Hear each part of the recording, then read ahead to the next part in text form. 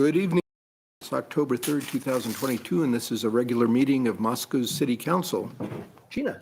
Happy October, everybody. Please stand with us and join us in the Pledge of Allegiance. I pledge Allegiance to the flag of the United States of America and to the republic for which it stands, one nation, under God, indivisible, with liberty and justice for all. Thank you, Gina, and Welcome, sir. all you folks out in the audience. First item up is a proclamation for Fire Prevention Month. So for Fire Prevention Month, whereas the city of Moscow, Idaho is committed to ensuring the safety and security of all those living in and visiting Moscow, and whereas U.S. fire departments respond to an average of 1.3 million home fires a year, according to the National Fire Protection Association, and whereas U.S. home fires result in an average of 2,500 civilian deaths a year, representing the majority, 78% of all U.S. fire deaths. And whereas newer homes are built with lightweight materials that burn faster than old home construction, and whereas many of today's products and furnishings produce toxic gases and smoke when burned, making it impossible to see and breathe within moments. And whereas these conditions contribute to a much smaller window of time for people to escape a home fire safely, with people having as little as 1 or 2 minutes to escape from the time the smoke alarm sounds. And whereas Moscow's first responders are dedicated to reducing the occurrence of home fires and home fire injuries through prevention and protection education. And whereas Moscow residents are responsive to public education measures and are able to take personal steps to increase their safety from fire, especially in their homes. And whereas 2022 Fire Prevention Week theme, Fire Won't Wait, Plan Your Escape, effectively serves to educate the public about the vital importance of educating everyone about the different sounds that smoke and carbon monoxide alarms make. When an alarm makes a noise, a beeping sound, or a chirping sound, you must take action. Now, therefore, I, Art Betke, the mayor of Moscow, Idaho, do hereby proclaim October as Fire Prevention Month throughout the community and urge all citizens of Moscow to learn the sounds of smoke and carbon monoxide alarms and have a fire safety plan with all members of the household. So, Chief, want to come up?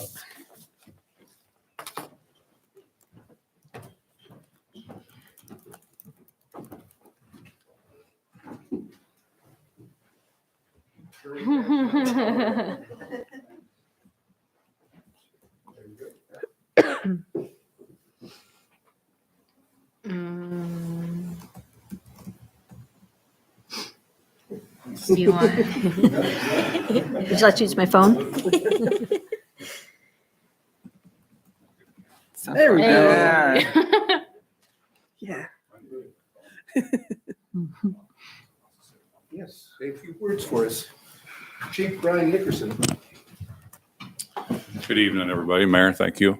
Appreciate it. Fire Prevention Month is very important, obviously, for us. The one good thing about our community, we are pretty fire safe. Knock on wood. We don't have a lot of fires here, but when we do, some of them can be pretty significant. So if everybody takes steps to prevent, and if anybody ever has questions and needs us to visit your home to help you be fire safe, then call the office and we'll be glad to come out and help. So appreciate it. Mayor, Council, appreciate it. Thank you. Thank you, Chief Nickerson. Woo, yay.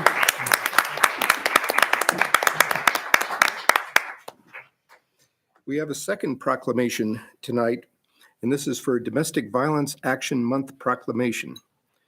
Whereas domestic violence violates an individual's dignity, security, and humanity, and is a crime with sweeping effects on our community's safety and health. And whereas survivors of domestic violence should have help to find the compassion and healing they deserve, and the perpetrators of violence should be held accountable for their actions.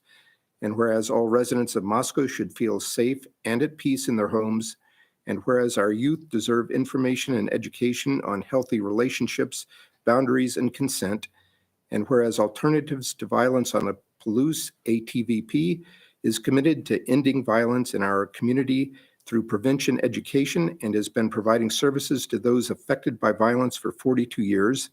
And whereas a local coalition of organizations exists to directly confront domestic violence, including law enforcement officers, victims advocates, prosecutors, healthcare providers, faith leaders, and concerned Moscow residents. And whereas the City of Moscow is an important partner in ATVP's vision to create a community that is safe, equitable, and free from oppression that leads to domestic violence. Now, therefore, I, Arthur Betke, Mayor of Moscow, do hereby proclaim the month of October 2022 as Domestic Violence Action Month in the City of Moscow, and I encourage all citizens to reflect and to honor victims and survivors of domestic violence in our community, and also use this month to take action towards ending violence on the Palouse. Do we have a representative here to accept the proclamation? Please come up.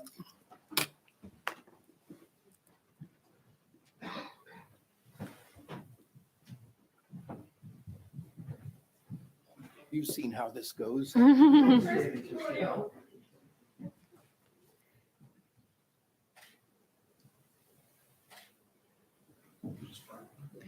he's like a fashion photographer. know.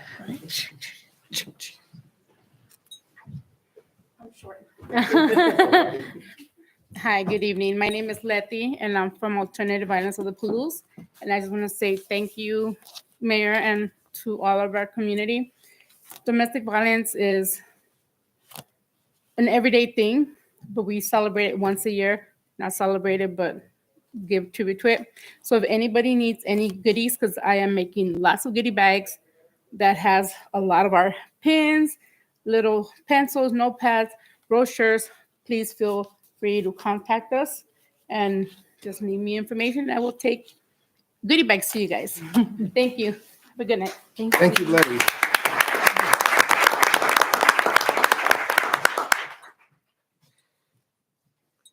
Okay, we're down to the first item on the agenda, which is the consent agenda. And these are items that have been previously heard by the Public Works and Finance or administrative committees and are pretty much a routine or non-controversial nature. And any item can be pulled by any member of the City Council for separate consideration. Is there a motion on the consent agenda? I would move to accept the consent agenda. Second. Maureen Bichigini. She did. So motion by Sandra, second by Maureen. Julia? Aye. Ann? Aye. Maureen? Aye. Sandra? Gina? Aye. And Haley? Aye. Okay, consent agenda is passed. Next up is the presentation of an Orchid Award. Tyler Palmer. Mayor, Council, I will just quickly introduce Nels Reese, who is the chair of the Historic Preservation Commission for the City of Moscow, to present this award. Thank you, Tyler. And hello, Nels Reese. Nels Reese, yes, Historic Preservation Commission. You may remember that last year, we awarded the city a Orchid Award for saving the hyperbolic paraboloid. And so we thought that was a lot of fun to do. And as you might know, these orchids don't just happen in Moscow, they happen all over America related to historic preservation. And occasionally there's a large group in Boise known as Preservation Idaho, and they occasionally look northward. And this year they did. And wouldn't you know it, they gave the City of Moscow an Orchid Award for the first federal savings and loan, City of Moscow Water Department, an Orchid Award for preservation, contribution to historic preservation. And as it turned out, the meeting this year for awards was in Twin Falls, Idaho. Now, you may know where Twin Falls is. You probably haven't been there. Tyler would have been my choice to, we were going to go down, but Tyler had a problem that a family issue. And so I, on the other hand, went to Twin Falls to receive the award for the City of Moscow. And tonight, I would like to present this award that is this worthy award to Mayor Art Betke. Mayor, come on down. This is fine. Yes. Yes. Yeah. So here we go.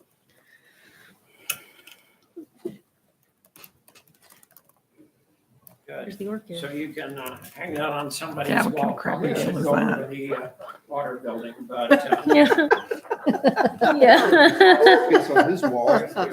But yes, but thank you very much for that and for your trip down to Twin Falls or Idaho Falls to get that. And much appreciated. It's a delight to try to link the state of Idaho together occasionally.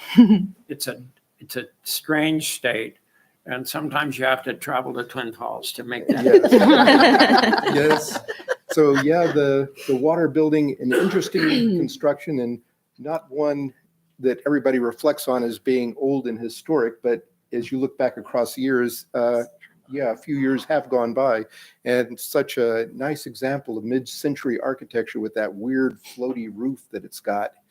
And I don't know how many of you know it, but part of the trusses gave way with a resounding thump at one point, and the whole roof just settled.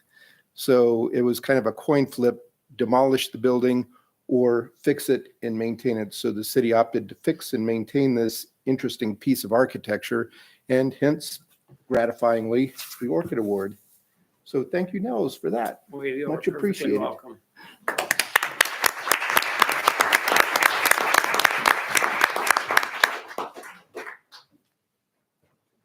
I'll hold this up here and wait for Tyler to find a good space on his wall on the second floor of the water building to put it.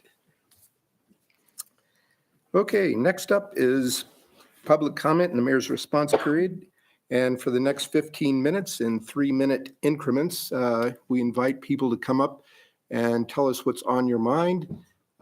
Give us your name, address, and go ahead and tell us what you're thinking, as long as it's not on tonight's agenda, nor pending before Planning and Zoning Commission or the Board of Adjustment. Do we have any takers tonight for kind of our version of open mic? Sure, come up. Just need your name and address and go to it. Hello, my name is Cody Barr and I live at 315 Julie Drive here in Moscow. My main interest in coming here tonight, it's my first meeting, town council meeting, is threefold. It's number one, to object to the general pessimism in the draft climate action Whoa. plan. You've got to stop you right there. You can't speak to anything that is pending before council on tonight's agenda, which this is. Okay, when can I talk about the climate action? By last Friday through written email So we comment. can't talk about that tonight? Right. Okay, then I have. Sorry nothing to say. about that. It's all right. Apologize.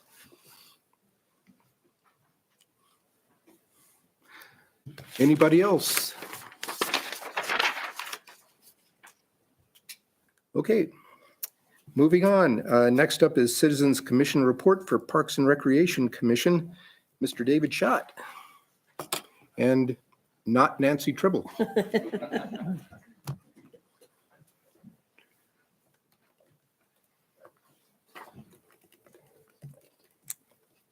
Good evening. Thank you, Mayor Betke, members of council. Nancy Tribble is traveling abroad, and so she could not make it tonight. And so our vice chair, Sarah Zaski, is here to present the Parks and Recreation Commission annual report. Sarah has lived with her family in Moscow for 6 years and been a Parks and Recreation Commission member for nearly 4 of those. She currently works as a science writer for Washington State University, and her husband is faculty at the University of Idaho. They have 2 kids and 2 dogs, so their whole family really appreciates the many great parks and activities that Moscow has to offer. And with that, I will turn it over to Sarah Zaski for the Parks and Recreation Commission annual report. Sarah. Thank you, David, and welcome, Sarah. That should be not too hard. Hi, thank you for having me here to present the Parks and Recreation Commission report. So this is our commission, Nancy, who's away holding a fish, and me from many years ago, though I look the same, right? And Ted, Keisha, Susan Peterson, Susan Steele, Mark Heinlein, Richard Gaylor, Jackson Landis, Kat Harner. Okay, so the purpose of our commission is we advise the mayor and the city council on our matters pertaining to our public playgrounds, athletic fields, recreation facilities, and other activities on any property owned by the city. The commission plans or recommends short and long-term improvements to provide for the recreation and cultural needs of the people. And we have the authority to make those recommendations regarding parks and rec policies, programs, personnel, and budgets. So you've probably heard those coming before you at various times. So this year, we worked on selecting the playground equipment for Milton Arthur Milton Arthur Park with input from the community, and they chose some interesting designs this year. We started the Bee City USA affiliation and formed the Bee City USA subcommittee, which is under our commission. We've also made consideration of the 2022 pesticide-free park. I believe that's our second year of doing this. This time it's Anderson Frontier Park. That's where we experiment, see how it goes with making sure that we don't use pesticides in that park, but seeing how the weeds do and how we can do it alternatively. We have made consideration of the Public Health Idaho North Central District Survey, request results and grant funding, and consideration of the Harvest Park Management Plan. That's the park that we're hoping to have lots of fruit trees growing in a few years. Well, they're growing, but they need to get bigger. We took our annual tour where we visit the parks to make sure all our members are familiar with the many parks we have in the town. We had consideration of an additional dedication for phase 1 of the Eddington subdivision. And we're doing ongoing strategic planning, compiling ideas, looking at the history and the operational overview, capital improvement plans, vetting park projects, and the park's operation baseline. Lots of stuff to consider in this town. So looking ahead, we'll be doing some conceptual planning for Mosier Park, working further on the strategic plan. And currently we have one vacancy on the commission. We've had a full commission for a while, but it would be nice to fill that. So any questions or comments? Council, Julie has I have a question. Yeah. How did the Anderson Park how did the pesticide-free program for Anderson Park go? Well, I'm going to have to defer to the expert on how well it went. Yeah. This was our first trial with the pesticide-free park at Anderson Frontier Park. We're monitoring, so I go out there once a month and just kind of see how things are looking. I haven't done the report yet, but what I'm seeing is your weeds are increasing a little bit each time I go out there. So kind of in a nutshell. And so. Okay. other comments or questions? Parks look great. Thanks. Okay. Oh, I have one question for David, and it's from an old email. That's okay, Mr. Mayor. Okay. And I think we addressed it, and I think it was, I think Ken was the gentleman who had emailed us. And so I drove by and I saw that the basketball hoops at East City Park were replaced. The nets were replaced, which was awesome. But I as far as like maintenance for those sorts of things where it's like, it's not playground equipment, but it may be like on an as needed basis or like seasonal. What does the cadence look like for staff? I guess it's more of a staff question than a commission question, but. Right. Thank you for the question. With something like that, it'd probably be just as needed. Cool. So if we get emails or we see it, it's easier for us as citizens to just drop a line. You know, I want to say we're miracle workers out there. We see everything and we like to. But if you do see something out there, please let us know. It's good to Awesome. have a bunch of different eyes in the community looking at the parks. And if you see something, let me know. I love it. Thank you. Appreciate it. Good stuff. Thank you. Thank David. you. Thank you, Sarah. That's a picture. Okay, item number 5, the City of Moscow Climate Action Plan from Tyler Palmer. And as he gets ready to go there, I would indicate that this plan has been in the works for some little while. We had at least 3 separate sessions of public input earlier this spring. The City Council took their sharp editorial pens to the plan over the summer. And this is the revised, edited, and updated climate action plan, and hopefully the final document. Hasten to say that this is not an ordinance. It's not even a resolution. This is for how the city runs its operations and does not extend into requiring anybody out in the community to do similar. There have been some comments about taking away natural gas water heaters and things like that and causing people to turn their homes completely electric. That is not the case. This plan is for the city's internal use, but it does contain a lot of suggestions and options for people who do wish to come along and work on minimizing their impact on the climate. So, Tyler, please reinforce those comments and take it away. Your Honor, Council, yeah, happy to be here. This has been a long process. It's been 20 months that we've been working on this climate action plan. What I plan to do today will be fairly brief, since this is something you all have been through many a time at this point. So I don't plan a full review. I'll just do a brief review of how the path that we took to get to this point, review the opportunities for public involvement that have been presented, highlight the changes that the council directed us to make in the workshop since the last draft was generated, and then do just some brief clarifications on what is and what is not in the plan. And then we'll open it up for any questions that you all may have. So just briefly, climate action history in the city of Moscow.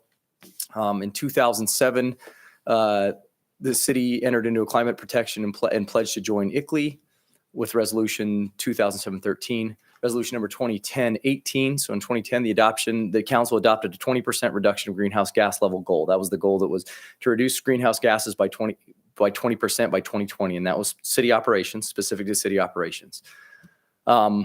Resolution 2013-16 was a reconfirmation of that goal, and instruction to staff to continue efforts toward the accomplishment of that goal. And then resolution 2018-23 was a resolution regarding carbon neutral carbon fee dividend policy that the city promoted. So we reached the goal in 2020. It took a lot of effort and in a lot of different sectors, but the city was able to decrease the city operations carbon emissions by 20% by 2020. And that was a goal that we were all very proud of and celebrated that accomplishment, despite that happening in 2020, which there wasn't really easy to have big celebrations in 2020. Let's just say that. So in February of 2020, the council added climate change as a major challenge area. And with that, they instructed staff to begin work on what the next step climate goals would be for the city of Moscow. With the previous goal having been internal to city operations, the council instructed staff to present them with options for community-wide goals as well as internal goals for the city. During that time, the Sustainable Environment Commission had formed a climate action working group. So it was a working group of the Sustainable Environment Commission, which is the city's commission that is charged with looking at these sorts of issues.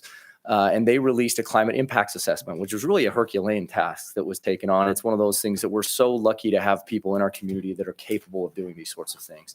And so that climate impacts assessment was completed and presented in June of 2020. In April, we had the first council workshop that on the topic, and that's when the council gave us direction on what they would like to see as we began to draft the climate action plan. On September 21st, we had a second council workshop. Sorry, got to get to my correct page. And at that council workshop, the staff reported the community scale inventory, and we reported a slate of potential new goals that could be set. We did a review of several other climate action plans that have been implemented around the country, and took a look at some of the best practices that were being engaged in and presented the council with some potential new goals. And the council directed staff to create a climate action plan on a community scale with goals specific to city operations, what we could control, and then to have programs that would help the community progress toward carbon neutrality as well. In late February of 2022, the first draft of the climate action plan was completed. And then that draft was transmitted to the council and published to the city's website. And a 30-day public comment period was formally held between 4th and 26th of 2022. That public comment period was advertised in the newspaper, on social media, on the city's website, distributed in every way that we could to let people know that that public comment period was being held. And we received many comments through that process. We also hosted a virtual forum on March 9th, an online open house. And at that virtual forum, we reviewed the plan, and then we answered all questions that were submitted live during that event. We answered all of those live and then documented all of those questions and then submitted a written response to every question that was submitted, both during the 30-day comment period and during the online open house. And then those responses were transmitted to the council and also published to the city's website. On April 25th, there was a third and final council workshop was held. At this workshop, we shared the results with the council of the comments and questions and the answers that have been provided. And then we also shared the resulting changes to the climate action plan based on the feedback that we had received. And we took input from the council on changes that they would like to see to that draft, which brings us to where we're at today. So these are just the different opportunities that we've had for public input on this plan. I won't review all of these dates, but there have been several noticed public meetings where there was an opportunity for feedback at a variety of groups, including directly to the mayor, council, and staff, the Sustainable Environment Commission, the Climate Action Working Group, and then community-based outreach.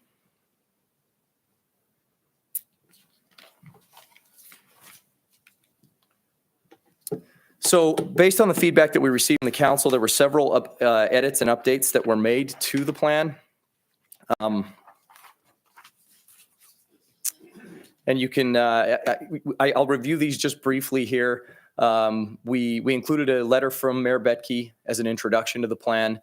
There were several minor editorial corrections, spelling, grammar, punctuation, etc. We appreciated all the help from all the many people who helped review this.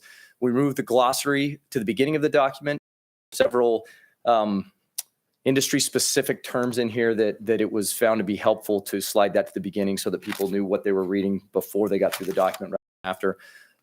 And we added some sidebars to give some context. One of the things that council wanted was, particularly in the action section, to provide some sidebars that would help people understand what some of these initiatives meant in the real world. And so this is an example of one of the sidebars right here.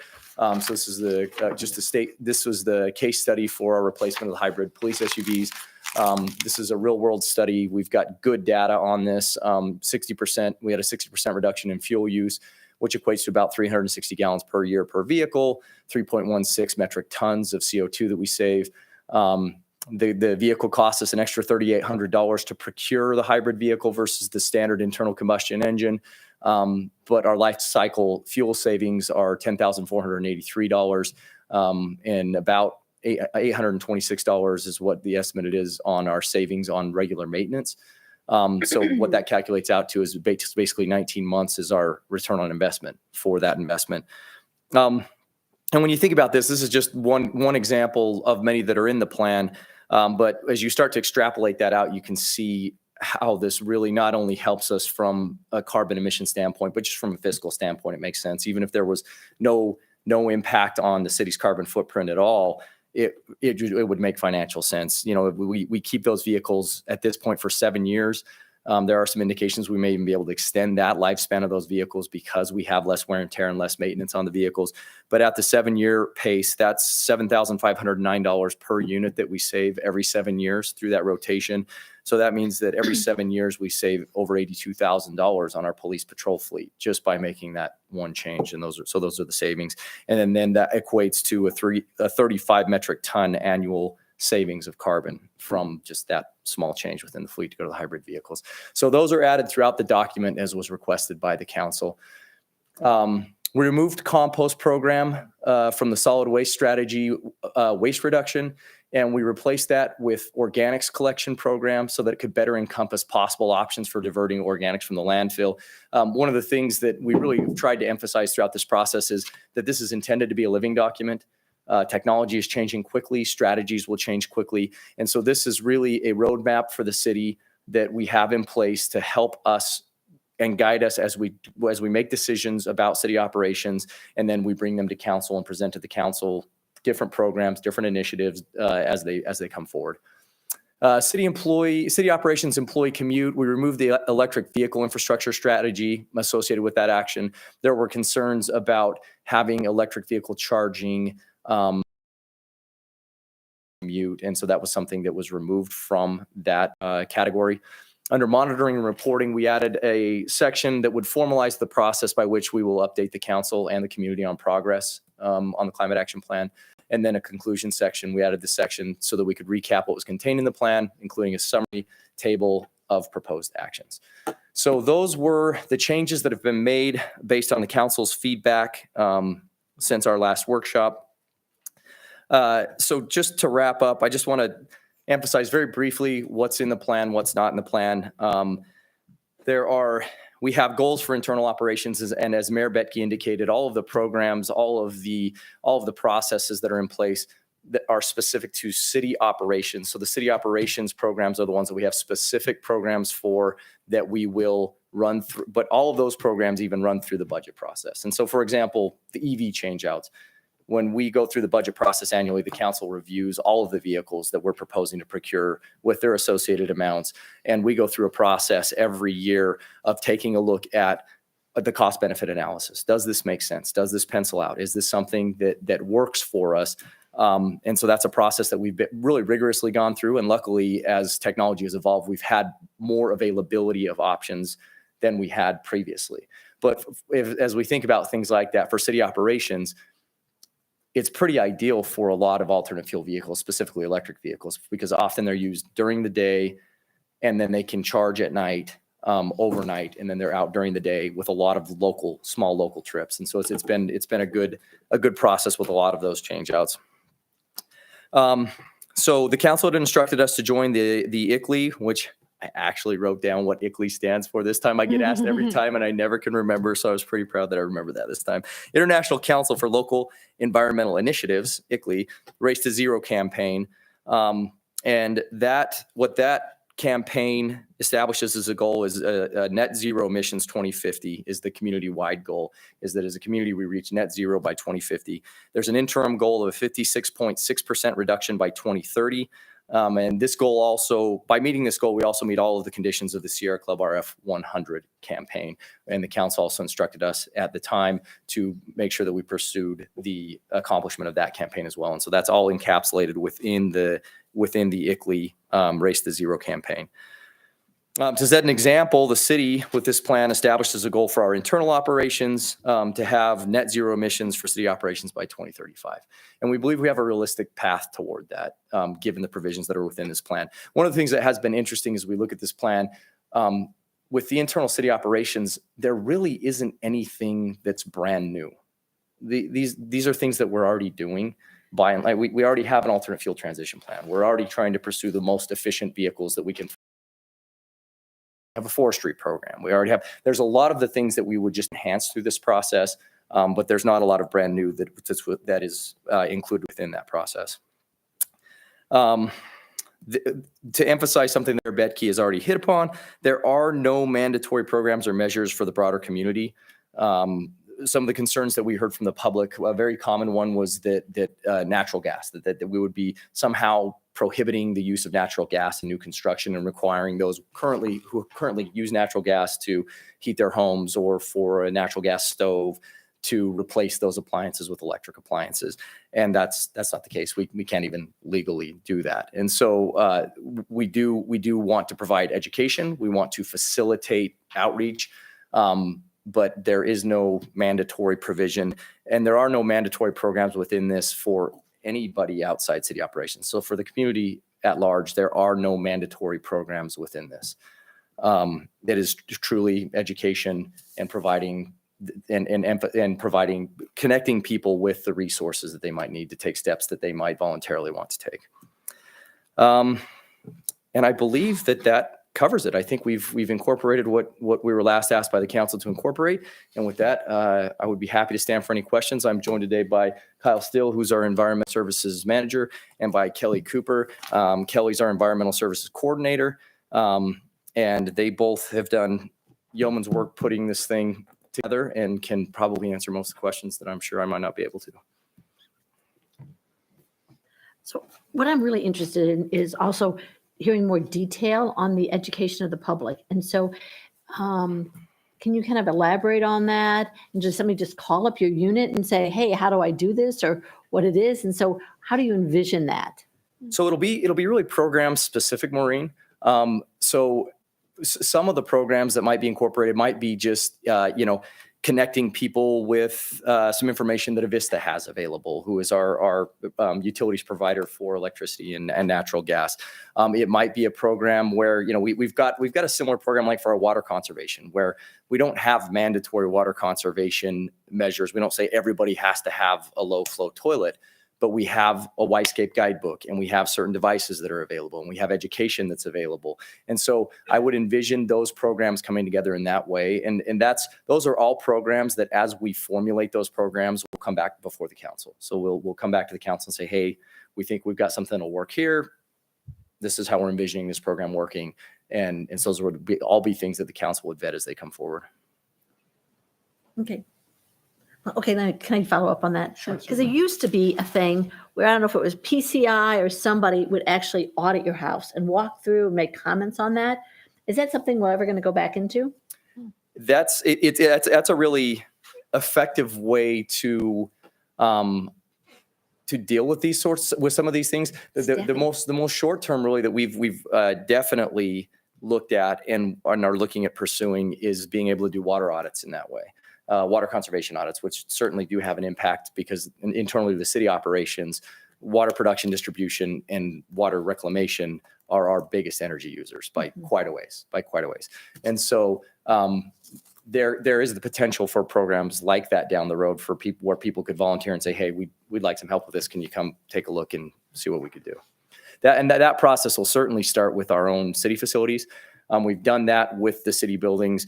Up to this point, we've done a lot of retrofits of like just lighting, so really low hanging fruit. We had our water reclamation facility LED retrofit, and we save annually $7,500, and the total cost of that project was $34,000. So in 44 months, that pays for itself. And the lifespan of those lights is many, many times that. And so some of that really low hanging fruit we've been in the process of, and we anticipate having enhanced programs as we look at building envelope lighting, insulation, some of that really simple stuff that we can do. Julia. Tyler, I'm just going to see if you agree with me. But just thank you for all your work. I appreciate you taking the time to go through this a million times with us and edit and revise and all that. But I feel like that some people find the idea of climate change and climate mitigation to be triggering, controversial.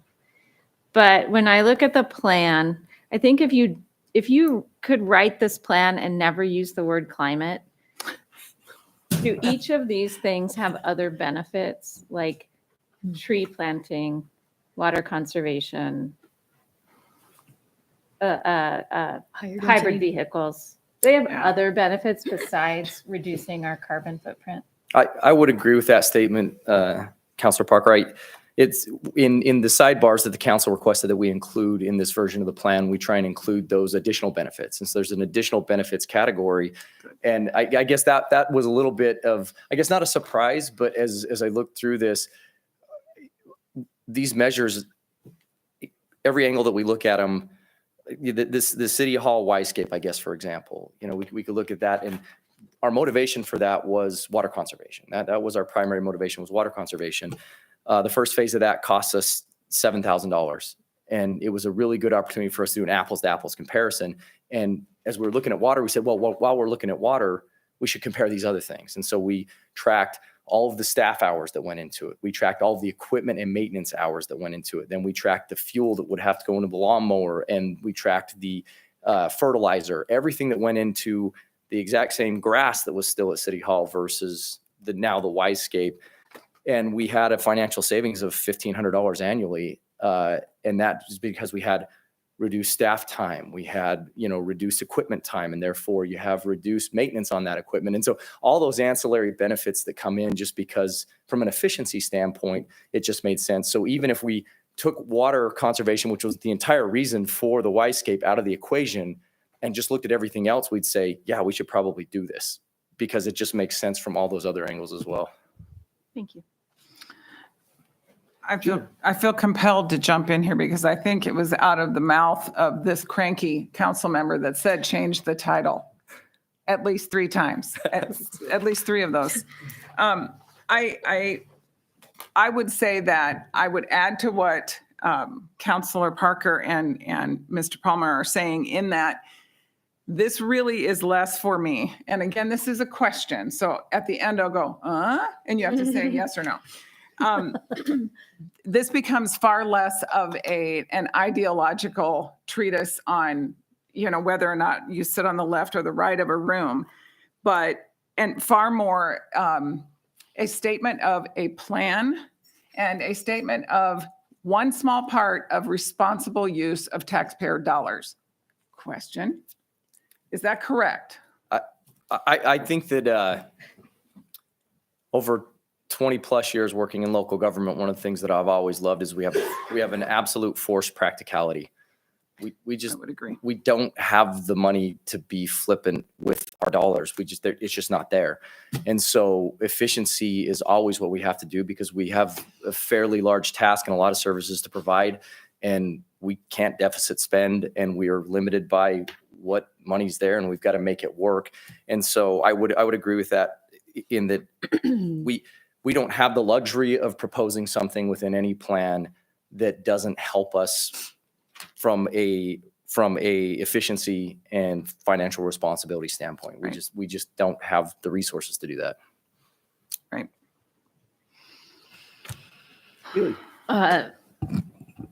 Yeah, the other thing I kept thinking as I was reading this is, the Idaho legislature already did a lot to make sure that we weren't operating outside of what would be reasonable for city operations with House Bill 660 that was passed in 2022, if anyone wants to look it up. But we as a municipality, gut check me if I'm wrong, anybody, but we can't do anything beyond what is already mandated in the Idaho bill. We can't require anything beyond what is already required in the International Building Code of 2018 for our constituents. We can, and as a municipality, we have the ability to control what standards we want to do for our city properties, but that's the split, right? Even if we wanted to, the state says no. And so that was, I get the worry about natural gas. There's a lot of conversation in Washington state about prohibiting, it's going through right now, actually. If you have thoughts, feel free to comment through Washington state, but there's existing movement through the State Building Code Council to ban new natural gas movement in Washington state. And that's not what's happening here. And so I also have appreciated that the verbiage that the city used in your responses in the public comment booklet articulated that this is more of a comprehensive plan than super clear roadmap, because that's what a comprehensive plan is meant to function at and function as and be nimble. I do have a specific question, if that's okay.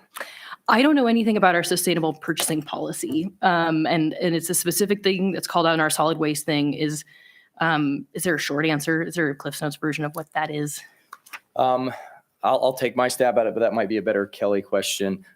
So sustainable purchasing policy is, I guess, when we have a sustainable option that's available and that's reasonable, that we make the more sustainable decision. So if we can have compostable flatware that we use for events or that sort of thing, that we use the more sustainable item, which really is what reflects throughout the plan. That's things we've already been doing, that's right? kind of the basis of our alternate fuel transition plan. It's like, look, if it's available and it's something that's more efficient and more sustainable, and that's the decision that we got to make. Kelly, is there anything you want to add to that? Just need to blow the dust off and love Yeah. it. Thank you. That's all I got. And Sandra, I'd be happy to say something. please. I really just wanted to give a shout out to the staff, Tyler, to you and Kelly and Kyle. We've been going through this a long time, and I know that just myself personally, I've had a lot of questions and will write emails or stop you in a hallway or sometimes even text and say, hey, what's up with this? Can you get back to me? And every time you all were so quick, and it's not just one person. All of you have answered a myriad of questions that I've had throughout this long process, and I'm really grateful because I know you're like, well, that's our job, and it's sure, right? It's and it's mine to ask the questions, but I really like how this this has come together, and the clarity of it and the focus of it and the settings of it for our town. I think, again, it does so many good things and it makes sense. And I like how it's presented. I know even that at the end, several of us were like, man, can we tighten this up and make it look better? And sure enough, you did. So all of those things, from the nuts and bolts of it to making it look nice, are much appreciated to all of you. I know it's not easy, and some of the questions you probably wanted to poke me in the eye, and probably deservedly so. But thank you wholeheartedly for what you've done. You're welcome. Thank you. And Go for it. Oh, I think that before we say close it, I want to make sure that we thank the Sustainable Environmental Commission, and particularly Tina and the other people who are part of that cooperative position. I mispronounced that, but anyways, you guys did an enormous amount of work on this. And I think, Tyler, you should never give out your emails to people, your cell phone number to people like me, because he answers my phone calls all the time. Oh, just call me on my cell, I'll answer them. But I think as a whole, there was a lot of community input on that in terms of trying to say, what do we do? And when I would get a list of questions, when in doubt, just send it on and say, can you answer those? And then we can actually put it out there. So thank you very much for responding to all the citizen responses, which is what we got too. Maybe I should have gone first because that was a big part of what I was going to say too. I feel like I don't have a ton to add because, as we all know, a lot of people have worked on this for a really long time, and I'm just excited to see it come to fruition. And I appreciate the economic benefits as well, and I think there are a lot of very clear ones, but I also think it's very worthwhile to do it for the climate impacts alone. We've studied that pretty extensively. We know that's going to impact us in a lot of different ways. It's not just a global problem. And so I think that's a very worthwhile thing to do, and I'm excited to vote yes for this. Sandra. I don't know if it's too soon, but I move that we adopt the climate action plan. Second. I have a question, Mr. Mayor. So I do know, so on our agenda, we always note an opportunity for public comment is sometimes provided after the staff report. If we're ready to vote, I just want to clarify if you're wanting to open for public comment or not. Public comment was advertised as written contributions due last Friday so they could become a part of the record. So that's where that came from. And I would also add that, and correct me if I'm wrong, Tyler, that the city's contribution to greenhouse gases and energy consumption amounts to something like 2.4% of the total of Moscow. Is that right? Yeah. Which means that this document is out there as a guide, helpful document to those who would like to follow along and help with the other 97.6% of the impact Moscow has on the climate. So I encourage citizens to read it and use it as sort of a reference in their own lives and the way they run their own households. So I would advocate for that too. Tina. I just have one more thing to add. We've already thanked the people that seemingly agree with us. I want to take a moment and thank the people who didn't agree, and thank them for still being involved enough and still caring about our community enough to and I'm looking at my friend back in the corner there. I appreciate the fact that, you know, it's maybe not such a positive or such a optimistic or such a agreeable attitude, but it still needs to be heard, and it shows how much you care about what we're doing here, and it makes my job temporarily harder, in the long run way more beneficial and way more meaningful to me. So thank you, even though we're going to agree to disagree this time. So good point there, Gina. Thank you for that. You're welcome. There was one other comment that I wanted to make on that, and that is that it seems to me we as a whole got a positive and negative feedback. And I think that made it kind of follow up on Gina's, is it made it richer, and we had, you know, okay, respond to that. How do you respond to that? So that we actually felt like it wasn't just grabbing views from one side, but we heard views from everyone. And I too appreciated that. And so I just wanted to make sure that we felt like we did hear that. And even if we vote differently than how you wish we'd vote, I think it's because we do appreciate your comments, and we appreciate your responses to those that helped us move forward to where we are right now. Okay. Mr. Mayor, I want to add one more Okay. thing. My only request is the doc. So I have my older draft in hand and it's 61 pages long. And I would really ask that if you're going to send us public comment to also read what's in the report to make sure that what you're seeking us to change is actually in here, because there were a number of pieces of feedback that we got back that did not pertain to the plan. So that's just my humble ask to do your homework. So I'm ready to vote. Okay, so we've got a motion to accept the climate action plan and a second. So Haley, Aye. Gina, Aye. Sandra, Aye. Maureen, Aye. Ann, Aye. and Julia. Aye. Okay, climate action plan has been adopted, which takes us on.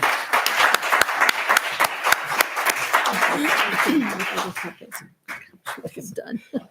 Takes us on to item number 6, Peekaboo Estates First Edition Engineering Variance by Cody Riddle. Hi, Cody. Hello, Cody. Hello.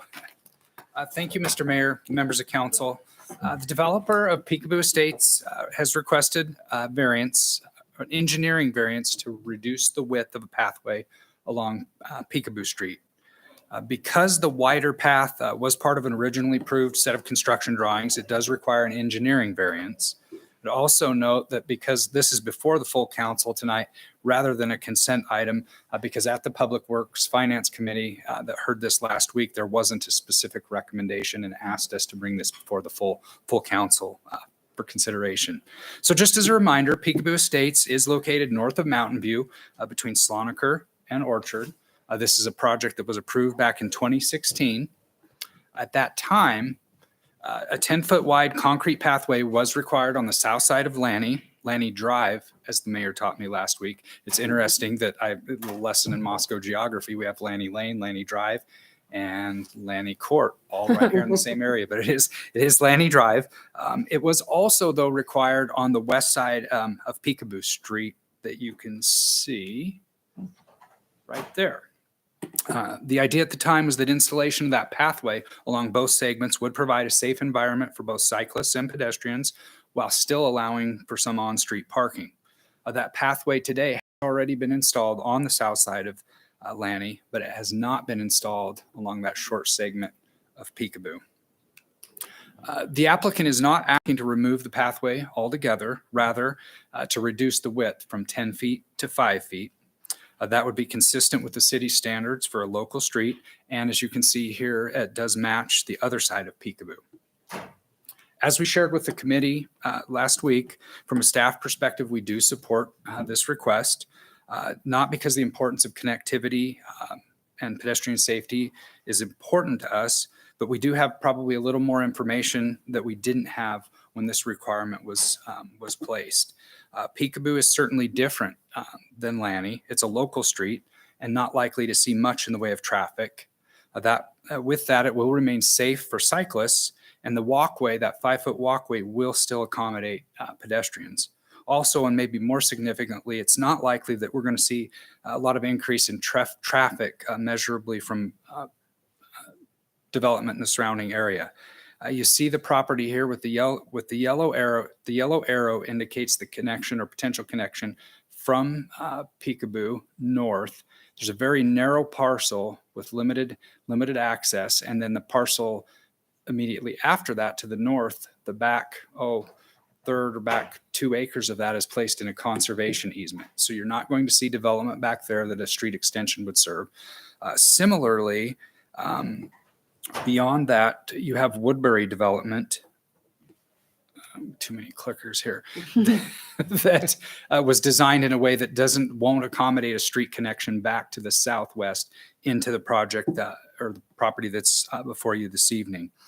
The conceptual plans, therefore, don't really show an opportunity in the greater area to extend a 10-foot pathway any further. And so with that, given the very limited opportunities for connections and the fact that the local street, that if it was connected, would support very, very little traffic, we do support the request. I would note, though, that if we're completely off base, the situation changes, there's easement space behind that 5-foot sidewalk, that if things changed in the future, we could go back and install or widen that sidewalk in the future. And so that with that, we are recommending approval of the engineering variance this evening. Thank you. Thank you, Cody. Questions?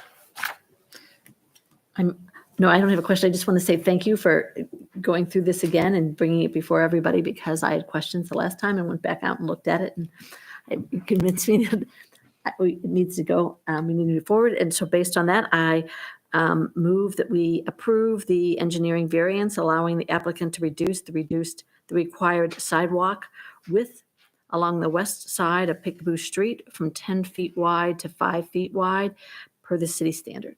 Second. Motion and second. Further discussion or questions? Just a question. Haley. Is the green meant to be a potential road or is that just the boundary of the plot for, because like I can see where the development's going in right now, but what's the green? That's to show the boundary of the parcel. Woodbury. Okay, just development. groovy. Yeah. That's all I got. Okay. Okay. Anything else? Okay. Julia, Aye. Ann, Aye. Maureen, Aye. Sandra, Aye. and Haley. Aye. Okay, engineering variance is done. Thanks, Cody. Thanks, Cody. Yeah, thank you very much. Okay, next up are reports. Sandra. I am super slim on reports this month. Historic preservation was delayed, but I'm just going to jump in and say that on November 3rd, the Orchid Awards will be held at the 1912 Center.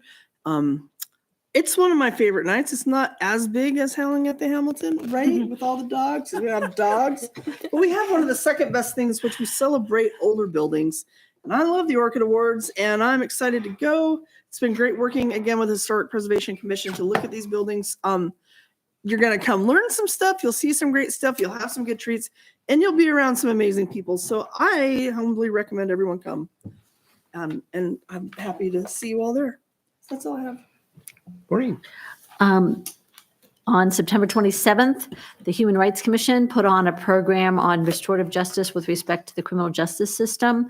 And Mark Ingram came up from Idaho Falls to give that presentation. It was well received. We really had a good turnout from the legal community. And so we had the prosecutors and the public defenders all, many of them in the area, if not all of them in the area, coming to attend that. We would have had more judges, but the judges were all in Boise for a judicial conference, but they pushed it and encouraged people to come as well. So it went well. That it? That's it. Oh, Gina.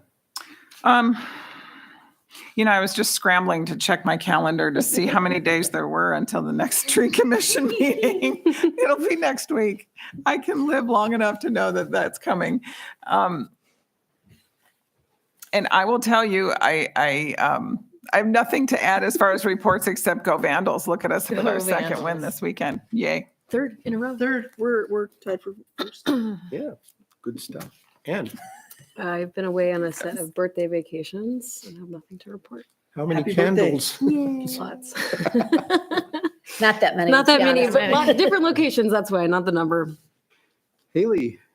I've got my Farmers Market Commission meeting tomorrow, thanks to, I think, was it Julia that helped me out with planning and zoning while I was out of town for work. I just want to plug, there's a couple fun things. So at work, with my work hat on, it's Customer Service Appreciation Week. So just be sure to be extra friendly. We should always be friendly to our customer service providers anyways, but it's Customer Service Appreciation Week. So if you have to call the city for help with your water bill, thank them for their service. I've got a note that says there's the Women's Center on campus is having their 50th anniversary event on, I didn't write the date down, but I think it's on Wednesday evening. And so that'll be pretty neat with the guest author, Ijeoma Oluo.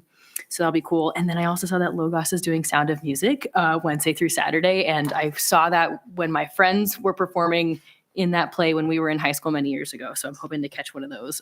So no shortage of things going on in the community in the next couple of days. But as far as city council stuff, farmers market tomorrow, and then our monthly meeting with our county, city, university stakeholders on Wednesday. That's what I got. Julia. Well, I had A ditty? Sustainable Environment Commission. What? A little ditty. Did he? I didn't write a poem. There was too much. All right. And I couldn't fit it in a what was that Sure. called Limerick. last time? A limerick. A limerick. So yeah, sorry. I'll work harder next time. Okay, anyway, I had Sustainable Environment Commission where we talked about the climate action plan and a proposal to fund some educational solar panels that will eventually make its way to council, I think. And then I sat in on planning and zoning for Councilor Lewis. And that was really interesting. We had some people come talk about parking issues with Identity and how the Identity, which is a apartment complex next to the bike trail, and how the parking situation there is causing problems for local neighborhoods. So that was not unknown to me, but it was new for planning and zoning members. And then we talked about the Woodbury subdivision, which is a really, really interesting subdivision. And it's nice to see a developer do something creative and interesting. And there are a lot of smaller houses, which I was really encouraged, like 1,200 square feet. And so I think that's going to be a good addition. No pun intended. And what else do we do? And then I had, you guys did nothing this week. And I was like at every meeting, I don't know. Usually it's opposite. We had fair and affordable housing this past week, where we talked about goal setting for fair and affordable housing. And some of the things were promoting renters' rights and educating people on renters' rights. Looking at short-term rentals and how that impacts affordable housing in the city. Looking at affordability in other university towns. Looking at programs like Home Share in Kootenai County, which matches up younger people and the elderly, when the elderly might have additional space in their homes that they could rent out. And we talked about the Circuit Breaker program, which is the program that helps people not lose their paid for home to taxes. And I don't know what that note means right there. So that's all. It's just like random words on my paper. So that's what we did at Fair and Affordable Housing. And I would encourage everybody to get involved in that super critical issue right now. That's it. Okay, for me, went off and got the WWAMI building dedicated this last week. So it's now up and running. Also, Gritman is busy refurbishing 2 floors in the Chaz Clinic for neurology and oncology, so people won't have to travel to Spokane or elsewhere for their treatments. So that's proceeding, and they're putting a pretty good chunk of change into just those 2 floors. There was a candidate forum for the county commissioners, courtesy of the Chamber of Commerce. On the 21st, there'll be another one for the District 6 candidates coming up. So check that date. Next Wednesday. Thank you. And go to that one. But more importantly, get registered, get yourselves informed, and be sure to vote. And that's very critical. The airport board met, and the airport construction on the new terminal is proceeding. The forms are down for the basement and the sidewalls. And so in the next week or so, there should be concrete going down out there for the new terminal. The weather has been very cooperative, and they're proceeding as quick as possibly possible. On the 28th, the Boris Symposium occurred over at the university, and got to meet a former president of Peru who came up to speak at that one. It was a treat, really, really good. Let's see, meetings with the ASUI for the town gown specialties went on. And of course, over the weekend, there was the homecoming at the University of Idaho with the parade, which I thought went really quite well. Something like 200 floats came down Main Street for that one. But the night before was the special part with the fireworks and the bonfire, and especially the drone show out at the west end of the Kibbe Dome. And the drones were cool. So next year, when they come back with more drones, go see it because it's really worth it. Also coming up on the 8th is Moskoberfest coming up. So think about that. Saturday, come downtown, have a good time. Family friendly. What have you got, staff? Nothing else from staff this evening. Okay, is there a motion to adjourn in that There case? is. Yes. Oh, and seconded, so I'll second it sounds like acclamation. So we're adjourned. Thank you all very much.